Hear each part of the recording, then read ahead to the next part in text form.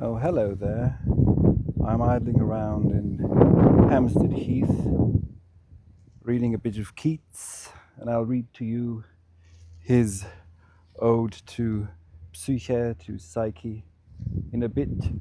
And if you ask me now that my time here on this island is drawing to a close, as all things, good or bad, must end, where you find the English spirit, the English Geist, where is it hiding on this weird island?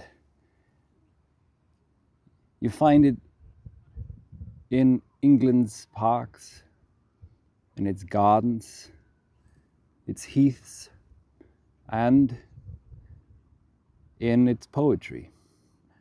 It's England's poets who have been able to articulate, capture, grasp, invigorate, and enliven and keep alive the English Geist, more so than their philosophers.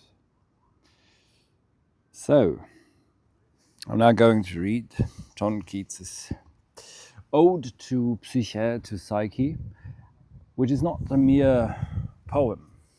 If you think a poem is but flowery words and a few nice rhymes, etc. No, this is more than a poem. This is a temple to Psyche, to Psyche. A temple to a goddess that we have forgotten and that we have buried under the evil machinations of psychiatry and psychology.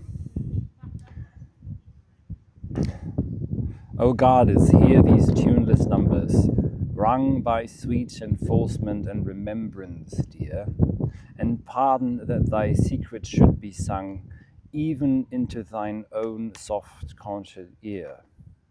Surely I dreamt today, or did I see the winged Psyche with awakened eyes? I wandered in a forest thoughtlessly, and on the sudden, fainting with surprise, saw two fair creatures couched side by side in deepest grass, beneath the whispering roof of leaves and trembling blossoms, where there ran a brooklet scarce espied. Mid hushed, cool-rooted flowers, fragrant-eyed, blue, silver, white, and budded Tyrian, they lay calm breathing on the bedded grass, their arms embraced and their pinions too. Their lips touched not, but had not bade adieu, as if disjoined by soft-handed slumber, and ready still past kisses to outnumber. A tender eye dawn of Aurorian love, the winged boy I knew. But who wast thou, O happy, happy dove, his Psyche true? O latest born and loveliest vision far of all Olympus's faded hierarchy, fairer than Phoebe's sapphire regent star, or Vesper, amorous glow worm of the sky, fairer than these. Though temple thou hast none, nor altar heaped with flowers, nor virgin choir to make delicious moan.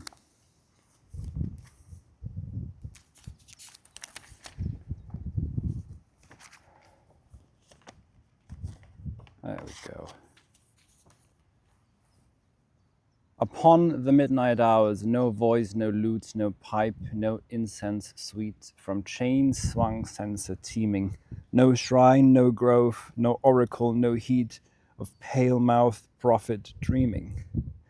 O brightest, though too late for antique vows, too late for the fond believing lyre, when holy were the haunted forest boughs, holy the air, the water, and the fire, yet even in these days so far retired from happy piety thy lucent fans, fluttering among the faint Olympians, I see and sing by my own eyes inspired, so let me be thy choir, and make a moan upon the midnight hours, thy voice, thy lute, thy pipe, thy incense sweet, from swinged censer teeming, thy shrine, thy grove, thy oracle, thy heat, of pale-mouthed prophet dreaming. Yes, I will be thy priest, and build a fane in some untrodden region of my wind, where branched thoughts, new grown with pleasant pain, instead of pines shall murmur in the wind. Far, far around shall those dark clustered trees fledge the wild rigid mountains steep by steep, and there by sapphires, streams, and birds and bees, the moss-lain dryads shall be lulled to sleep. And in the midst of this wide quietness, rosy sanctuary will I dress, with the wreathed trellis of a working brain, with buds and bells and stars without a name, with all the gardener fancy ever could feign, who breeding flowers will never breed the same. And there shall be for thee all soft delight that shadowy thought can win, a bright torch and a casement open night to let the warm love in.